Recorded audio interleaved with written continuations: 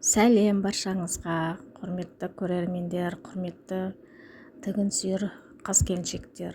Бүгін біз сіздермен осындай әдемі жастықшаға замок тігуді үйренетін боламыз. Ол үшін видеоны соңына дейін асықпай қарап шығыңыздар, және видеомның астына лайк басып, каналыма тіркеліп, және қоңырау батыршасын басуды ұмытпаңыздар.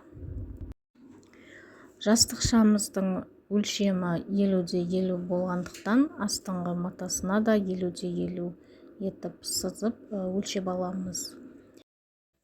Бұл бізде жастықшамыздың астына тігілетін, замок тігілетін астыңғы бөлігі. Замок тігу үшін енді осы матамызды біз екіге бөлеміз. Міне матамызды екіге бөліп алдық. Үстіңгі бөлігі бізде 20 сантиметр болды. Ал астыңғы бөлігі 30 сантиметр қылып өлшеп алдық.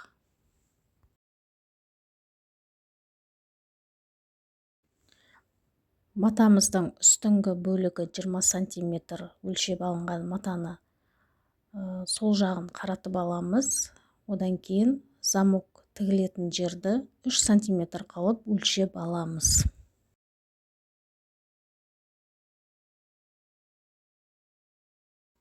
Демек, осы жерге 50 сантиметрлік замогымызды орналастырып, инемен қадап тігуге дайындаймыз.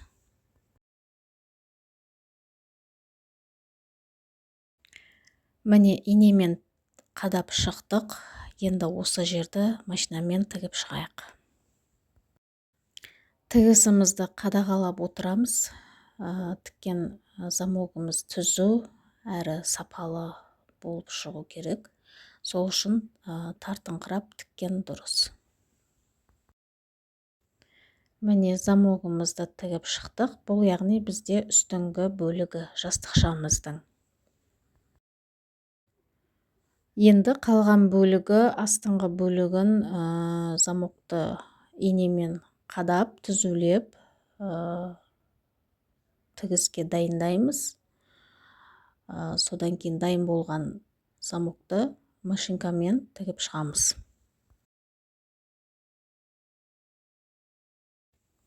Мұқият қарап отырсаңыздар, замок тігудің ешқандай қиындығы жоқ. Осы видео арқылы түрлі жастықшаларға, көрпешелерге замок тігіп үйренсеңіздер де болады. Өйткені бұл бізде замок тігудің оңай тәсілі, ешқандай қиындығы жоқ. Көріп тұрғандарыңыздай замогымыз да дайын болды.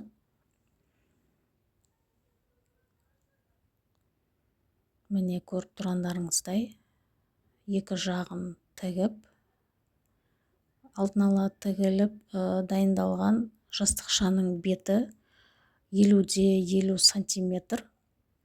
Осы жастықшамыздың астарына енді тігілген дайын болған астарын тігіп шығамыз.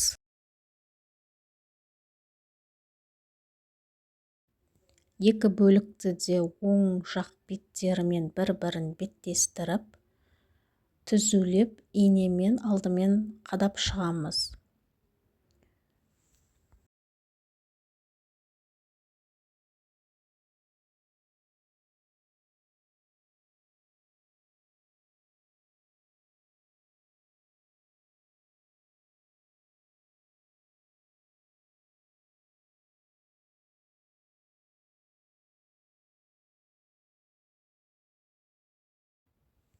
Міне, көріп тұрғандарыңыздай, енді сол инемен қадап алған жеріміздің барлығын машинкамен тігіп жатырмыз.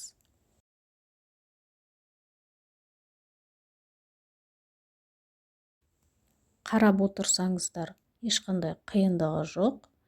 Біздің небәрі жарты сағат қана уақытымыз кетті.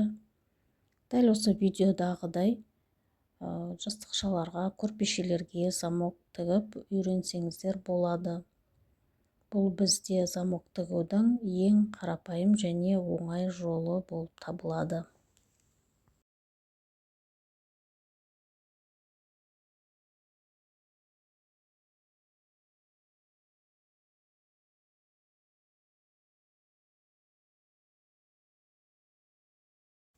дайын болуға аз ғана уақыт қалды.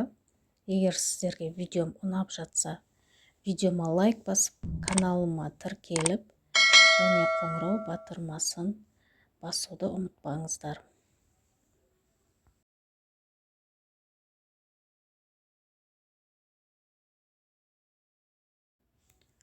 Замокты жастықшамыз дайын болды.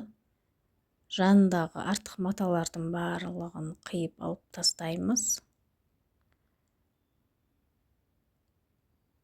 Қиып алып тастағаннан кейін енді жастықшамызды оң қаратамыз.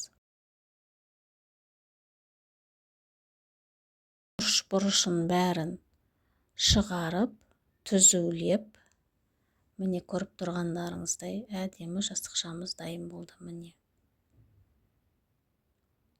замогы де өте сапалы, түзу болып шықты.